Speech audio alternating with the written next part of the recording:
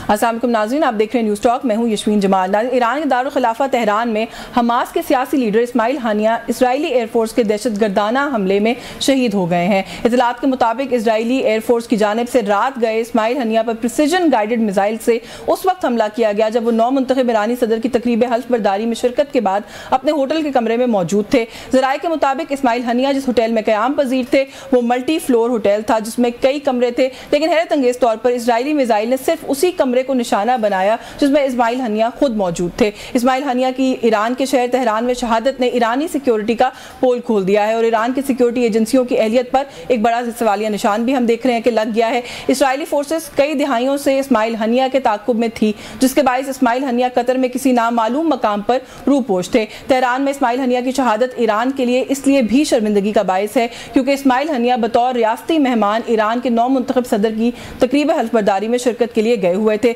बतौर रियासती मेहमान उनकी जानो माल की हिफाजत करना ईरानी हुकूमत और सिक्योरिटी एजेंसियों की जिम्मेदारी थी, जिसमें वो बुरी तरह नाकाम रहे। इस्माइल हानिया की ईरान में शहादत पर ईरान की जानिब से शदीद रद्द अमल सामने आया है। ईरान के सुप्रीम लीडर आयतुल्लाह खमेनी ने शदीद गुस्से का इजहार करते हुए कहा है कि इस कत्ल का बदला लेना तेहरान पर अब फर्ज है और ऐसा इकदाम करके इसराइल ने अपने लिए सख्त सजा की बुनियाद फराहम की है। ईरान के नौ मुंतखब सदर को अपनी सदारत के पहले ही दिन गैर मुतवक्के सूरत हाल का सामना करना पड़ गया। ऐसे में ईरान के पास जवाबी कार्रवाई के लिए क्या ऑप्शंस मौजूद हैं और इस वाक़े का खित्ते की मजमूई सूरत हाल पर क्या असर पड़ेगा? जी नाज़रीन, ये एक बहुत ही अहम, हसास, अफसोसनाक मामला, इस पर बात करेंगे। प्रोग्राम में आज हमारे साथ मौजूद हैं फ़लस्तीनी सहाफ़ी हैं जलाल अल-फरा ने हमें ज्वाइन किया है। बहुत शुक्रिया सर आपका, आपके वक्त के लिए। एक्सपर्ट है इंटरनेशनल अफेयर्स की डॉक्टर हुमा बकाई हमारे साथ मौजूद है। बहुत शुक्रिया डॉक्टर साहिबा आपका भी, आपके वक्त के लिए। मैं जलाल साहब अगर आपसे गुफ्तगू का आगाज़ कर लूँ सर, एक बहुत अफसोसनाक हमला, उसके अंदर जो शहादत हुई बड़ी वो भी अफसोसनाक, लेकिन जैसे भी हम प्रोग्राम से पहले बात कर रहे थे कि ये तो एक सिलसिला है जो काफ़ी अरसे से चल रहा है,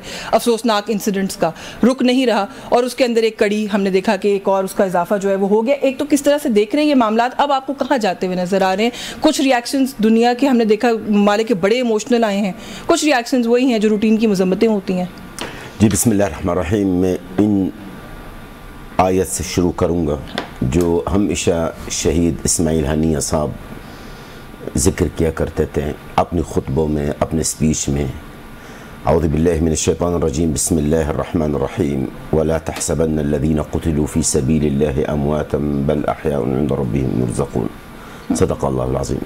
देखिए मुहतरमा, सबसे पहली बात तो ये है कि ये कोई सरप्राइज़ नहीं है, बिकॉज़ इसराइल ऑलरेडी पहले से ही इन्होंने ऐलान की है। इसराइल ने आज से चंद महीने पहले बाकायदा इन्होंने ये ऐलान कर चुके हैं, इसराइल की जो अस्करी क़ियादत और सियासी क़ियादत, कि हम हमास की ख़ात्मा करेंगे।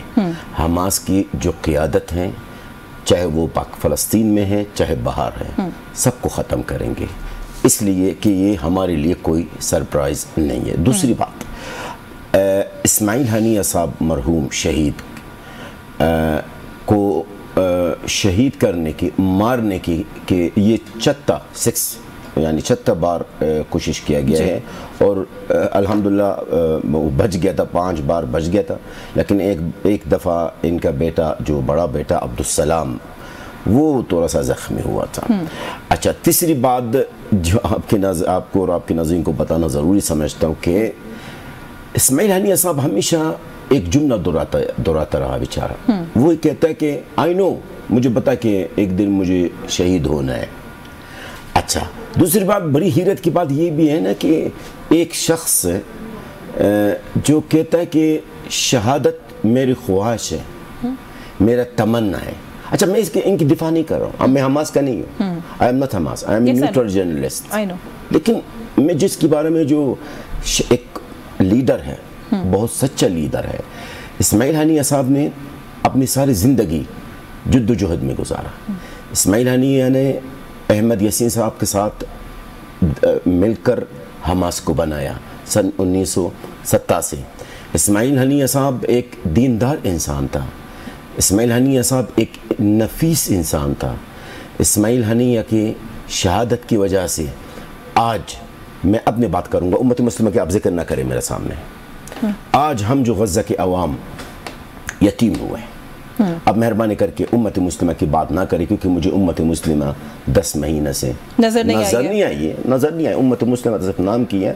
امت مسلمہ جو ہے نا، وہ اسماعیل ہنیہ صاحب تو بیچارہ شہید تو ہو گیا، اور وہ اللہ رب العزت جنتوں میں اعلی مقام میں ہوگا ضرور، لیکن امت مسلمہ کے جو بعد میں آپ نے کیا نا، امت مسلمہ کو بتائیے گا کہ تیار رہیں فلسطینی بچوں کی فریاد کے لیے، جو وہ آلریڈی 17,000 فلسطینی بچے ہیں بیسز میں، ان کو ملبہ کے نیچے سے نکالا گیا ہے، ان کے لاشوں کو، وہ آپ کی شکایت کر چکے ہیں، کریں گے نہیں کر چکے ہیں آپ کی شکایتیں رسول پاک صلی اللہ علیہ وسلم اور اللہ تعالیٰ کا سامنے۔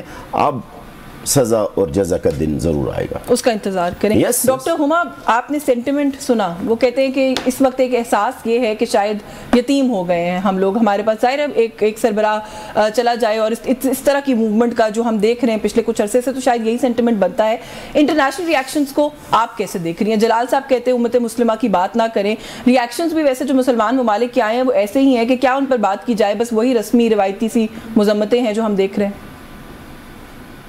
کہ جب سے یہ کانفلکٹ 10 ماہ پہلے شروع ہوا نا، تو جو ویسٹرن لابیز تھیں اور جو اسرائیلی لابیز ہیں، ان کا بھرپور کوشش تھی کہ وہ اس کو اسرائیل پیلسٹائن کانفلکٹ بھی نہیں کہتے تھے، وہ اس کو اسرائیل حماس کانفلکٹ کہتے تھے۔ لیکن جو پچھلے 10 مہینے کی ڈیولپمنٹس ہیں، اور بالخصوص پچھلے 72 گھنٹے کی ڈیولپمنٹس ہیں، اس میں ہمیں ایسا لگ رہا ہے کہ اسرائیل پہ کیونکہ بہت پریشر بڑھ رہا تھا کہ وہ جنگ بندی بھی کرے، امریکہ کے اندر سے آوازیں اٹھ رہی تھیں کہ آرمز کی ترسیل بند ہونی چاہیے وغیرہ وغیرہ، تو اسرائیل جو تھا وہ اپنے لیے ایک کانفلکٹ میں اپنے لیے ایک سپیس نکالنا چاہ رہا تھا۔ دو بہت اہم ڈیولپمنٹس ہوئی، ایک انہوں نے حزب اللہ کے جو ہیڈ ہیں ان کو ٹارگٹ کیا، اور وہاں پہ بھی وہ کلیم کر رہے ہیں کہ انہوں نے ان کو شہید کر دیا ہے، اور دوسرا ٹارگٹ جو تھا وہ یہ تہران میں اسماعیل ہانیہ صاحب کا تھا۔ اچھا، یہ بہت اہمیت اس لیے رکھتا ہے، بالکل صحیح بات ہے کہ ان پر ماضی میں بھی 5 اٹیمپٹس ہوئی ہیں، لیکن وہ attempts on a third ground جو تنازع کا حصہ سمجھا جاتا ہے، کیونکہ جو اسرائیلی پرسیپشن ہے، جو اسرائیلی مائنڈ سیٹ ہے، اس میں یہ بات بالکل واضح طور پر ان کے ذہنوں میں یہ بات پنہا ہے کہ ایران نہ ہو تو حماس بھی نہ ہو اور حزب اللہ بھی نہ ہو۔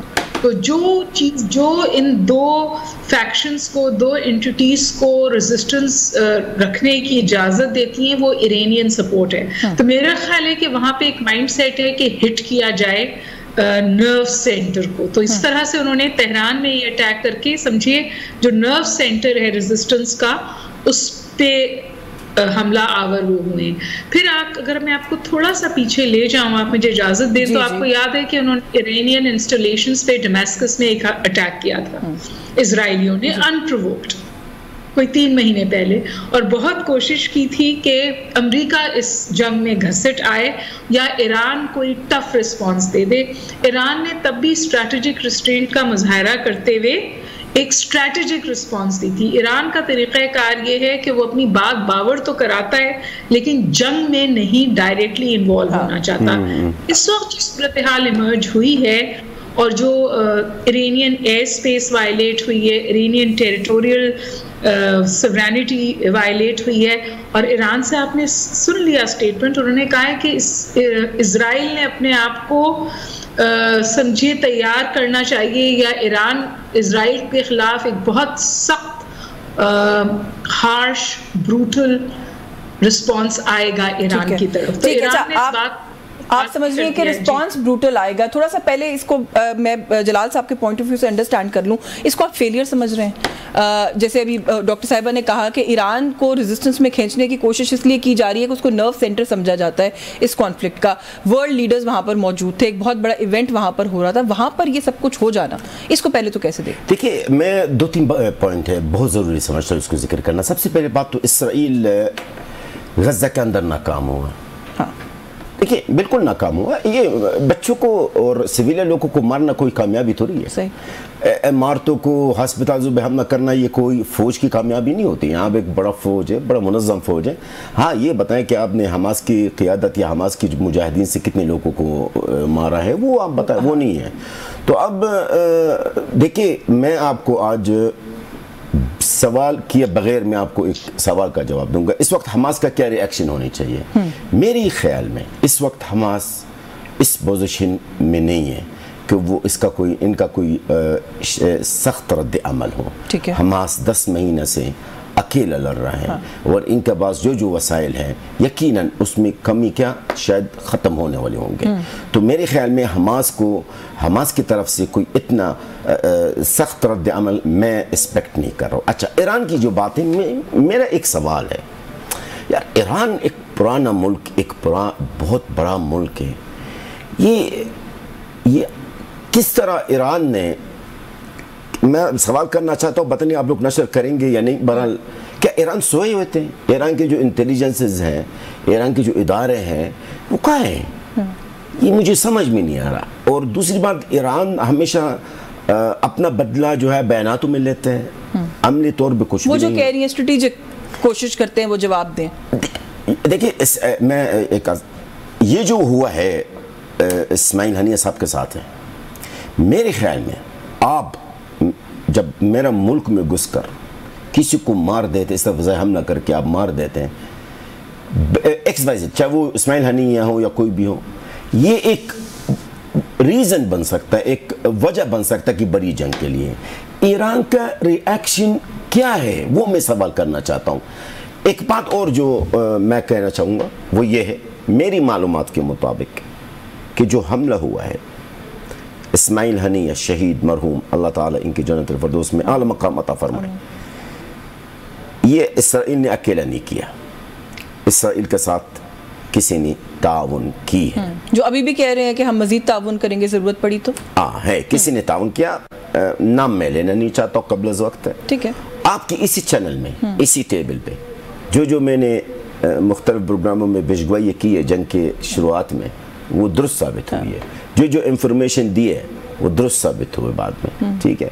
तो एक मुल्क है, शायद 2 होंगे, जिन्होंने इसराइल के साथ दिया है, इसराइल के साथ दिया है इस्माइल हनिया साहब। अच्छा, आप कह रहे हैं ना ईरान का रिएक्शन, एक तो ये कि वो बिल्कुल ही सदर अभी ओथ लेकर आए हैं, जो लीडरशिप है ईरान में अभी तब्दीली आई है, लेकिन उन्होंने ये कहा है कि हम पछताने पर मजबूर कर देंगे, ये हम बर्दाश्त नहीं करेंगे। इसका रिस्पॉन्स आएगा?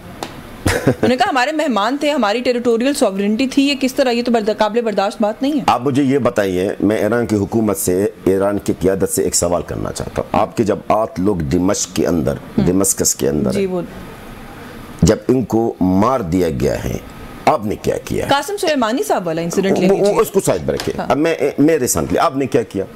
मैं ईरान के खिलाफ नहीं हूँ, अल्लाह गवाह, लेकिन इस दफा उनकी अपनी टेरिटरी वायलेट हुई है ना, फर्क तो है। क्यों? दमिश्क मोहतरमा, दमिश्क के अंदर ईरान एम्बेसी है, वो भी ईरानी ब्रमिसीज कहा जाता है ना इंटरनेशनल लॉ में। तो आपने मेरी जमीन पर है ना, एम्बेसी है ना ये, बिल्कुल ठीक है। तो आपने मेरे 8 लोगों को शहीद किया, आपने क्या किया?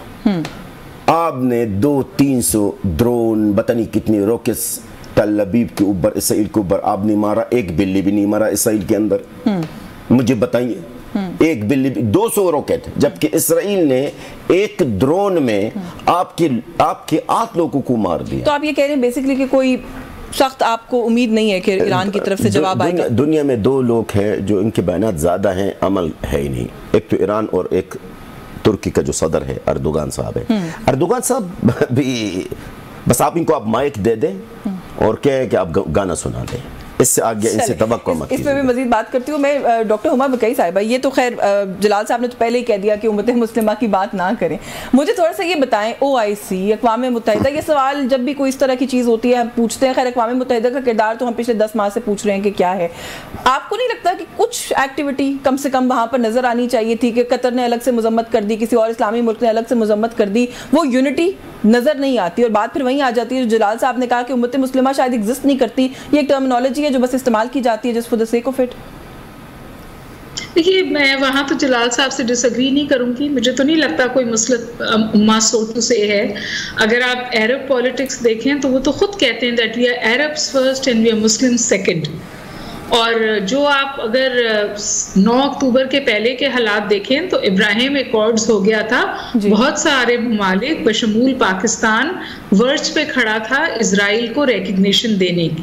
تو اتنی تو آپ بات مانیے کہ پیلسٹینینز نے اپنا خون دے کر, اپنی عورتوں اور بچوں کی جانیں دے کے, ملک کی تباہی بالکل ہونے کے بعد, جگہ کی تباہی ہونے کے بعد یہ تو ضرور حاصل کیا ہے کہ اس وقت پیلسٹینین ایشو گلوبل ایجنڈے پہ ٹاپ کے اوپر ہے. اور کچھ یورپین سٹیٹس بھی ہیں جنہوں نے پیلسٹائن کو سٹیٹس دیا ہے ایک سٹیٹ کا.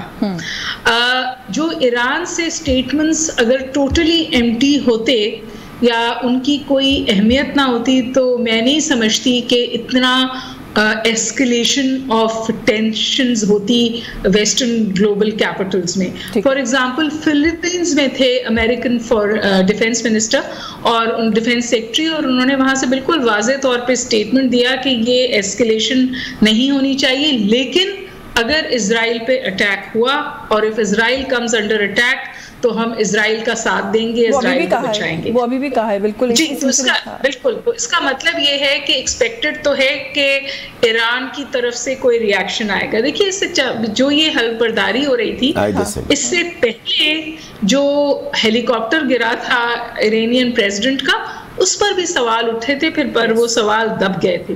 کانسپیرسی تھیوریز 10,000 لائی جا سکتی ہیں, اور میں اس بات سے بھی انکار نہیں کرتی کہ جتنے ویسٹرن ایمبیسیز ہیں تہران میں وہ انٹیلیجنس کلیکٹ کرتی ہیں اور اس کو اپنے اپنے ممالک کو بھیجتی ہیں.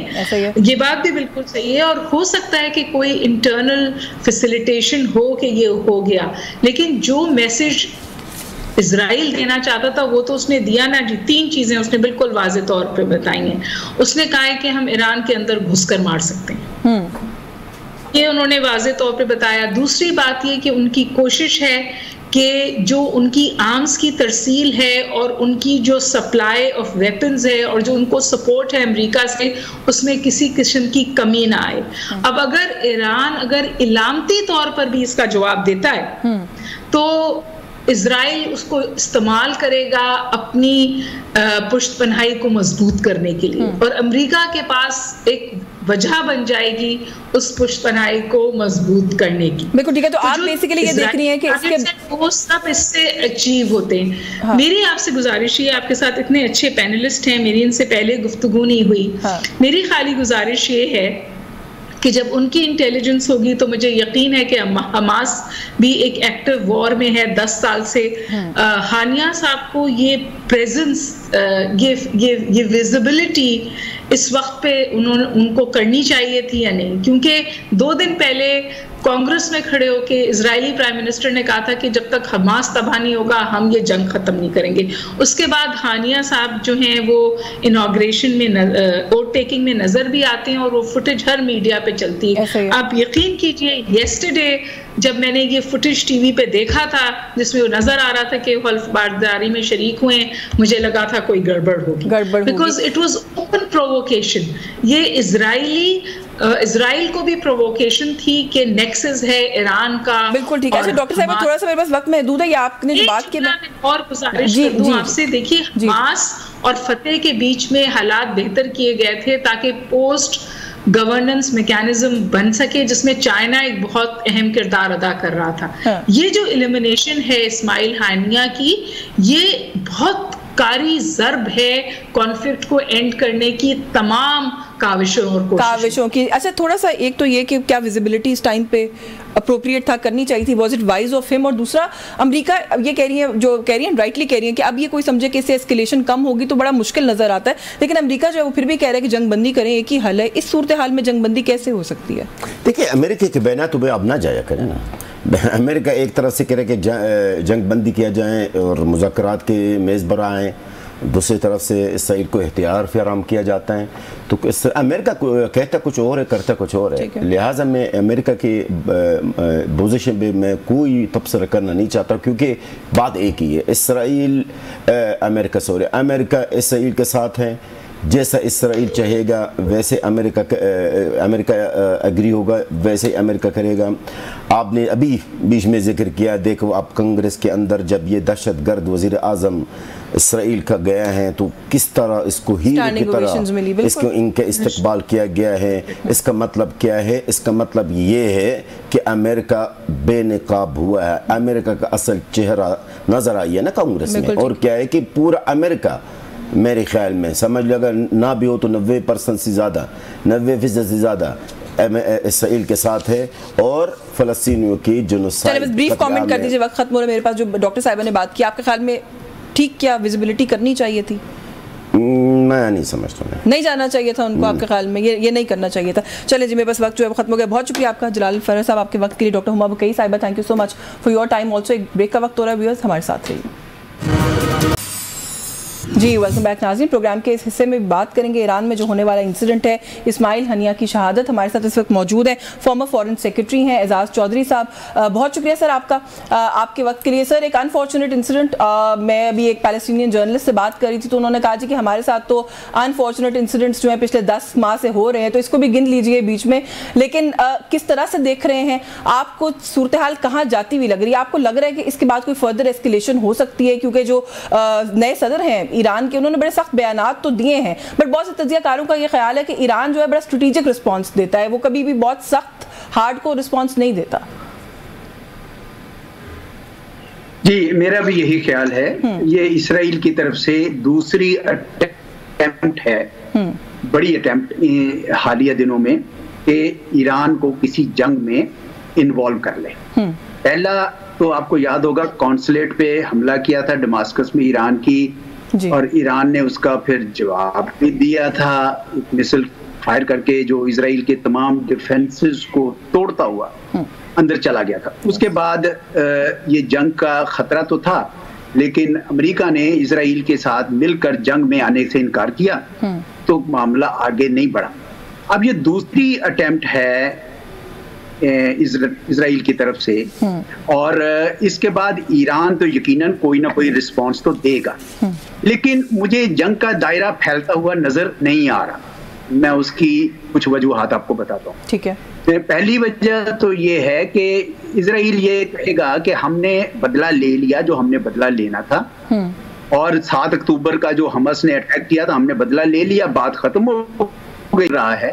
اور اس کی زیادہ تر توجہ اس وقت یوکرین کے اندر رشیا کے خلاف جنگ میں ہے جس میں وہاں کامیابی نہیں ہو رہی. تو مجھے جنگ کا دائرہ اتنا پھیلتا نظر نہیں آ رہا، اگرچہ ایران کی طرف سے یقیناً ایک کاؤنٹر سٹرائک ہوگی اور وہ دیکھتے ہیں کہ وہ کس قسم کی اور کہاں پہ ہوگی. ٹھیک ہے، لیکن آپ کو کوئی بہت زیادہ سخت رد عمل ہے وہ، لیکن آپ کو نہیں لگتا کہ ایران کو ایک کیا کہنا چاہیے امبیرسنگ سپاٹ میں ڈال دیا گیا اس انسیڈنٹ کے بعد کہ ان کے صدر کو بھی آئے ہوئے گھنٹے کچھ نہیں ہوئے اور ان کو آلریڈی جو ہے وہ اپنی شورا کا اجلاس بلا کے ایک ڈیفینسو سچویشن کے اوپر پوزیشن کے اوپر جانا پڑا. سٹیٹمنٹس بڑی سخت دی ہیں انہوں نے بہرحال، لیکن ان کی ٹیریٹری میں گھس کے اس طریقے کی ایک کارروائی ہونا، تو آپ کو نہیں لگتا کہ وہ ایک امبیرسنگ سپاٹ میں تو آ گئے ہیں اس وقت؟ بہت زیادہ امبیرسنگ بھی ہے اور پرووکیشن بھی بہت زیادہ ہے کہ ایران کے صدر کے لیے آئے ہوئے مہمانوں میں سے ایک ایسا مہمان جو سینسٹیو ہے، بہت حساس ہے، اس کے اوپر اس طرح کی واردات کرنی بہت ہی بڑا پرووکیشن ہے. اور ایران کی طرف سے رسپانس بھی میرے خیال میں زیادہ بڑھا جائے گا، اس میں کوئی شک نہیں ہے، کیونکہ اس کے پاس گزارا اور چوائس اب ایران کے پاس نہیں ہے کہ وہ نہ کرے. پرووکیشن بہت زیادہ ہے. اور امریکہ کے ڈیفنس سیکرٹری نے بھی بدقسمتی سے یہ کہا کہ ہم بھی اسرائیل کے ساتھ ہیں، اگر جنگ اس کی آئی تو ہم اس کا ڈیفینڈ کریں گے. یعنی جس کا مطلب یہ ہے کہ آپ جنگ کا دائرہ آپ پھیلانے کی کوشش کریں. لیکن میں نے جب دیکھا کہ جب یہ تھوڑا جوش ٹھنڈا پڑے گا اور ایران بھی اپنا جو اس نے کرنا ہے تو یہ سب سوچیں گے کہ بھئی یہ جنگ سے تو یہ سب تباہ ہو جائیں گے، پورا کا پورا خطہ تباہ ہو جائے گا. اور تو کیا انفلوئنس جو امریکہ مڈل ایسٹ میں بچانے کی کوشش کر، تو اس کا انفلوئنس گر رہا ہے مڈل ایسٹ میں، اس کو بچانے کی کوشش کر رہا ہے، وہ تو اور زیادہ ختم ہو جائے گا. اور کس کو فائدہ ملے گا؟ چین کو، جو آلریڈی وہاں پہ انفلوئنس بڑھا رہا ہے، اور کسی حد تک روس کو. تو اس لیے میرے خیال میں یہ ایک بڑی جنگ ان کے حق میں نہیں ہے تو وہ شاید نہ ہونے دیں. بالکل ٹھیک ہے, کیونکہ وہ آپ نے کہا نا کہ ان کے سیکرٹری اسٹیٹ نے کہا ہے, اس سے انہوں نے ساتھ میں آگے یہ بھی کہا ہے کہ جنگ بندی ہی سلوشن ہے. آل دو پروویکیشن کے فوراً بعد جنگ بندی کی ایکسپیکٹیشن رکھنا آئی ڈونٹ نو فار فیسٹ آئیڈیا ہے, لیکن یہ کہ انہوں نے وہ آپ والی بات ہے کہ انہوں نے اپنی وہ جو ایک انٹینٹ ہے اس کو بھی کلیئر کیا ہے کہ وہ فردر ایسکیلیشن نہیں چاہتے ریجن کے اندر. سر تھوڑا سا آپ نے کہا نا کہ ایک سینسیٹیو نوعیت کے مہمان تھے اس تقریب کے اندر اور یہ پرووکیشن ہے. ایک سوال یہ بھی اٹھایا جا رہا ہے کہ نوئنگ دا سچویشن گراؤنڈ پہ اس وقت جو صورتحال ہے ہم سے زیادہ ان کو بہتر پتہ ہوتی ہے, اسماعیل ہنیہ صاحب کو اس طرح کے ایونٹ پہ پریزنس اور ویزیبلٹی کرنی بھی چاہیے تھی ان دا فرسٹ پلیس. دیکھیں یہ آئی ایم شیور کہ انہوں نے کچھ سوچا ہوگا اس بارے میں. وہ پہلے دوحہ بھی کئی بار گئے ہیں, کوئی اور بھی وہ ٹریول کرتے رہے ہیں تو لیکن ایران میں یقیناً آپ کی بات صحیح ہے, ایک ایسے موقع پر جہاں پہ اسرائیل یہ سمجھتا ہے کہ ایران میں وہ کچھ بھی کر لے, اس نے تو اس کو اینیمی ڈکلیئر کیا ہوا ہے اور ایران نے بھی کیا ہوا ہے. اس لیے آپ کی بات کا یہ صحیح ہے کہ ان ریٹروسپیکٹ تو یہی لگتا ہے کہ ان کو اتنی ہائی ویزیبلٹی نہیں کرنی چاہیے. بالکل ٹھیک ہے سر. اسرائیل اس وقت جو مائنڈ سیٹ ہے اس ٹائم پہ, اس پرٹیکولر پوائنٹ ان ٹائم پہ, اس کو کیسے دیکھ رہے ہیں؟ حزب اللہ کے کمانڈر کو مار دینے کی, قتل کرنے کی بھی انہوں نے پہلے کلیم کیا, اب اٹیک بھی کیا ہے, جو ابھی ریسنٹ کچھ خبریں آ رہی ہیں اس کے مطابق, تو وہ دو فرنٹس ایک وقت میں کھول رہے ہیں. جی اسرائیل تو اس وقت امریکہ کی پراکسی ہے, امریکہ کی انسٹرومنٹ ہے مڈل ایسٹ میں اپنا کھوتا ہوا انفلوئنس بچانے کے لیے. اور جبکہ ایران جس کو یہ سمجھتے تھے کہ ہم نے 40 سال میں سینکشنز میں دبا دیا ہے, اس کا یمن سے لے کر اور سیریا اور لبنان تک پھیل گیا ہے. یہ بڑی ڈیفیٹ ہے ان کے لیے, تو وہ ایران کو کمزور کرنا چاہتے ہیں اس جنگ میں اس وقت لا کر جب وہ سینکشنز کے تحت کمزور ہو چکا ہے اور امریکہ اس وقت پورا تاب کے ساتھ ابھی بھی ڈیفنس اس کا مضبوط ہے. وہ اسرائیل بھی یہ سمجھتا ہے کہ سارے عربز اس وقت ڈر کے ہٹ گئے ہیں ہمارے سے, آگے سے اس طرح نہیں کھڑے ہوتے ہیں ہمارے خلاف, تو ایران کو یہ اچھا موقع ہے کرنے کا. اور امریکہ کی یہ بھی خواہش ہوگی کہ اگر کسی طریقے سے چین بھی انوالو ہو جائے تو ایک پنتھ دو کاج ہو جاتے ہیں. اگرچہ میں سمجھتا ہوں کہ یہ اسٹریٹجی ان کی یعنی جسے کہتے ہیں نا کہ نہیں چلے گی, کیونکہ ایران کے پاس بہت زیادہ اب ذرائع آ گئے ہیں اسرائیل کی کو تنگ کرنے کے لیے. جس طرح میں نے کہا کہ ان سارے ملکوں میں انفلوئنس کے ذریعے انہوں نے آلریڈی اپنا دائرہ کار اتنا بڑھا دیا ہے کہ یہ ممکن شاید نہ ہو سکے. تو میں نہیں سمجھتا کہ اسرائیل تو چاہے گا کہ جنگ ہو, امریکہ چاہے گا. اب یہ آپ مجھ سے پوچھ سکتی ہیں کہ اسرائیل پھر کیوں چاہے گا کہ یہ جنگ ہو؟ اچھا, اسرائیل یہ چاہتا ہے کہ جنگ اس لیے ہو کیونکہ پوری دنیا میں اسرائیل کے خلاف ایک رائے عامہ ہموار ہو گئی ہے کہ اس نے 40,000 لوگوں کو ختم کر کے غازہ میں اور 69 لوگوں کو ختم کر کے اور وہاں کا سارا انفراسٹرکچر ختم کر کے وار کرائمز کر دیے, جینوسائیڈ کر دیا ہے. International criminal court, international court of justice سب بول چکے ہیں. تو ایسے میں اس سے توجہ ہٹانے کے لیے وہ ایران کو بڑی جنگ جو ادھر چلی جائے اور اسرائیل کو موقع مل جائے کہ وہ تمام فلسطینیوں کو وہاں سے ختم کر کے یا پش آؤٹ کر کے گریٹر اسرائیل بھی بنا لے اور توجہ بھی ہٹ جائے. مجھے لگتا ہے کہ یہ اپنی اسٹیمیٹ میں یہ ناکام ہوگی, یہ کوشش شاید کامیاب نہیں ہوگی کیونکہ اس بڑی جنگ میں امریکہ شاید شامل نہیں ہو سکے. بہت شکریہ آپ کا سر, آپ کے وقت کے لیے. ایک بہت ہی اہم حساس ایشو آپ نے اپنی قیمتی رائے جو ہے پروگرام میں ہمارے شامل کی. بہت شکریہ. اعزاز چودھری صاحب ہمارے ساتھ موجود تھے. ایک بریک کا وقت ہو رہا ہے, بریک سے واپس آئیں گے تو کچھ جو الیکشن ایکٹ میں ترمیم کا معاملہ ہے اس کے حوالے سے بات کریں گے. ہمارے ساتھ رہیے. جی ویلکم بیک ناظرین. بریک پہ جانے سے پہلے ہم نے آپ کو بتایا تھا کہ بات کریں گے الیکشن ایکٹ میں جو ترمیمی بل لایا گیا ہے اس کے حوالے سے. سینئر ماہر قانون ہے عابد زبیری صاحب نے ہمیں جوائن کیا ہے. بہت شکریہ سر آپ کا, آپ کے وقت کے لیے. سر ایک فلی بیکڈ بل ہے گورنمنٹ کی طرف سے, لیکن ایک پرائیویٹ ممبر بل کے طور پہ پیش کیا گیا, اس کو کمیٹی میں لے جایا گیا, خاصی گرما گرمی کے دوران بھی اس کو وہاں سے پاس کروا لیا گیا. یہ بل پر تو میں آتی ہوں, اس عجلت کی وجہ آپ کو کیا سمجھ میں آتی ہے؟ آپ کو لگ رہا ہے کہ وہ جو ایک ونڈو ہے جب عدالتیں جو ہے اس وقت چھٹی پر ہے اس کو یوٹیلائز کرنے کی کوشش ہے؟ بسم اللہ الرحمن الرحیم. نہیں، اس طرح کی بات نہیں. عدالتیں چھٹی کے ہوتی ہیں، اس کا یہ مطلب تھوڑی ہوتا ہے کہ کورٹس بند ہو جاتے ہیں. اور دیکھیے اس کے اندر جو انہوں نے کلیئر آرڈر پاس کیا تھا کہ یہ جو سیٹیں ہیں وہ 41 لوگوں کی، وہ انہوں نے ان کا حلفیہ بیان دینا تھا. اس کے بعد اگر انہوں نے پی ٹی آئی کو شمولیت اختیار کی تو اس کے حساب سے وہ ان کو نوٹیفائی کرنا تھا الیکشن کمیشن کو، اور پھر اس کے حساب سے جو ان کی ٹوٹل سیٹیں ہوں گی اس کے حساب سے پھر ان کو ان کی ریزرو سیٹس کے یہ حقدار ہوتے. لیکن نیچرلی آپ نے دیکھا ان کا الیکشن کمیشن نے بھی اپنے ایک سوال نامہ بھیج دیا ہے کہ جی ہمیں کلیریفیکیشن چاہیے. وہ لیکن وہ جانتے ہیں کہ وہ صرف 8 ججوں کے سامنے رکھا جائے گا اور چیمبر میں رکھا جائے گا، اس میں کورٹ کے ملنے کی کوئی ضرورت نہیں ہے. لیکن دوسری بات ان کا شروع سے یہی تھا کہ ان کو سیٹیں نہیں دینی. اسٹیبلش وغیرہ نے ایک فیصلہ کر لیا ہے کہ ان کو سیٹیں کسی طرح سے نہیں دیں، کورٹ کے حکم کو نہیں ماننا. ابھی کورٹ کے اوپر ہے کہ خود وہ فیصلے کرے. اب دیکھیں جب انہوں نے دیکھا کہ یہ بھی کام نہیں چلا تو یہ ایک ترمیمی بل لے آئے. کوئی بل اس طرح سے یا کوئی ایکٹ جو ہوتا ہے وہ بھی خاص ایک پرائیویٹ بل ہوتا ہے، اس پہ 10 دن کا تو اس نے نوٹس دینا ہوتا ہے. پھر گورنمنٹ کے پاس وہ جاتا ہے، اگر گورنمنٹ کی اس کی ضرورت ہوتی ہے تو پھر لا منسٹری میں جاتا ہے، اس کے بعد پھر کمیٹی میں جاتا ہے. کل ہی وہ پیش ہوا ہے، آج کمیٹی میں چلا گیا. 10 دن کا ٹائم کیا گیا کہ انہوں نے رولز کو سسپینڈ کیا یا کیا کیا یہ نہیں پتا مجھے. تو آپ دیکھیے، اور دوسری بات اس میں جو سب سے جو بات کی کورٹ کے آرڈر کو سیٹ اسائڈ کرنے کی کوشش کر رہے ہیں ایک پارلیمنٹری ایکٹ کے ذریعے جو نہیں کر سکتے قانون میں اور آئین کے تحت. اور وہ اس کو آپ دیکھیے اس کو اطلاق اس کا کر رہے ہیں الیکشن جب 2017 سے کیا تھا تاکہ جو کورٹ کا آرڈر ہے وہ نافذ العمل نہیں رہے اور ان کو سیٹیں نہیں ملے. 41 میں جی وہ ڈیکلیریشن بھی نہیں بدل سکتے اور یہ ساری نہیں. لیکن سر یہی سوال بنیادی ہے کہ اس طرح کا ایکٹ آف پارلیمنٹ کرنے کے بعد کیا نافذ العمل واقعی نہیں رہتا کورٹ کا آرڈر؟ یہ کوئی بھی جو چیزیں ہیں کورٹ کے آرڈر کی بات کی جا رہی ہے تو ریٹروسپیکٹیولی اگر اپروو ہو گیا ہے ٹھیک ہے، تب بھی کیا اپلائی ہو سکتا ہے؟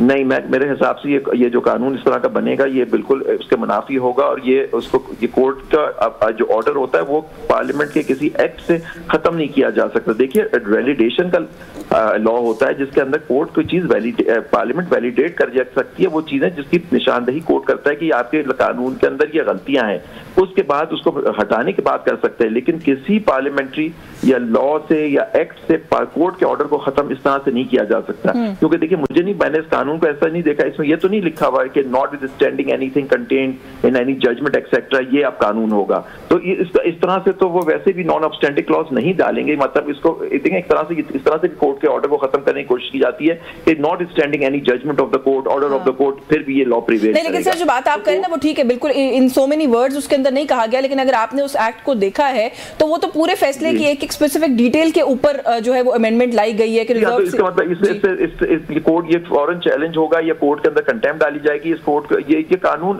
نافذ العمل اگر یہ پاس بھی کر دیتے ہیں تو میں نہیں سمجھتا کہ یہ اس میں کامیاب ہوں گے اپنے اس میں کہ اس ججمنٹ کو ختم کر دیں اس ایکٹ آف پارلیمنٹ سے. لیکن آپ دیکھیے یہ تو محض ذرائی کی طرف یہ پوری کوشش کر رہے ہیں کس طرح جھگڑا ہو، محض ذرائی کریں، عدالتی حکم کو نہ مانیں. یہ آرٹیکل 90 کی یہ آئین شکنی کی طرف یہ اب تل گئے ہیں. مطلب کہ اتنا اس طرح کے کورٹ کی اگر دیکھیں ہمارے یہاں کورٹ کے آرڈرز کی پاسداری نہیں ہوگی، عمل نہیں ہوگا اس کے اوپر، تو پھر تو ہم لوگ ایک بالکل ایک انرکی کی طرف چلے جائیں گے، انتشار کی طرف چلے جائیں گے. اور ہمارا کیا ملک اس چیز کا متحمل ہو سکتا ہے؟ الیکشن کے کنٹیمپٹ آف کورٹ لگ سکتی ہے اس عمل سے، بالکل لگے گی. ان پہ لگنی چاہیے ان پہ، کیونکہ یہ جو پرائیویٹ دیکھیں پرائیویٹ ممبر بل کے ایک طریقہ کار دیا ہوا ہے سارا آئین، ان کے اپنے رولز ہوتے ہیں، اس رولز کی لوگ پاسداری بھی نہیں کر رہے کہ 10 دن کا ٹائم، اس کے بعد پھر سلیکٹ کمیٹی میں جائے گا، پھر واپس آئے گا اور پھر اس کے اوپر پرائیویٹ ممبر بل کا ڈے ہوتا ہے، اس دن اس پہ ووٹنگ ہوتی ہے. لیکن ہو سکتا ہے سب کو سسپینڈ کر کے کریں، کیونکہ پچھلے دنوں میں بھی آپ نے دیکھا ہے تھوک کے حساب سے کہ پی ڈی ایم کی حکومت کر رہی تھی. دیکھیے اب یہ تو کلیئر یہ ہے کہ یہ کورٹ سے ابھی لڑائی کے موڈ میں ہے، اور جو ان کا پچھلے 2 سالوں سے وتیرہ رہا ہے کہ فارم 47 کی حکومتیں کسی طرح نہیں چاہتے کہ ان کے حلقے کھل جائیں، جو ان کی بےمانی ہوئی ہے ساری صرف اس کو دبانے کی کوشش ہو رہی ہے. کیونکہ یہ کسی طرح چاہتے ہیں کہ ان کو 2/3 اکثریت مل جائے پارلیمنٹ کے اندر اور وہ آئین کی ترمیم کر سکے، اپنے حساب سے جوڈیشری کو بالکل دبا سکے. بالکل ٹھیک ہے. تو آپ یہ کہہ رہے ہیں کہ یہ لیگلی اس طریقے سے اس معاملے کو آگے لے کے نہیں جایا جا سکتا. بہت شکریہ آپ کا عابد زبیر صاحب آپ کے وقت کے لیے. انہوں نے کہا کہ کنٹیمپٹ آف کورٹ لگ سکتی ہے، لیکن جو کل ایجنڈا تھا نیشنل اسمبلی کی پروسیڈنگز کا اس کے اندر جو کنٹیمپٹ آف کورٹ کا آرڈیننس ہے اس کو ریپیل کرنا بھی ایجنڈے کا پارٹ تھا. ابھی شاید پیش نہیں ہوا ہے، لیکن اس کے اوپر بھی شاید حکومت سائملٹینیسلی کام کر رہی ہے. تو ایسا لگ رہا ہے کہ یہ کسی قسم کا ٹکراؤ جو ہے وہ ہو سکتا ہے اس وقت جس طرح کی لیجسلیشن اور جس طرح کی امینڈمنٹس سامنے آ رہی ہیں ان کے حوالے سے. نیوز ٹاک سے آج کے لیے بس یہی کچھ. یاسمین جمال کو اجازت دیجیے. اللہ حافظ.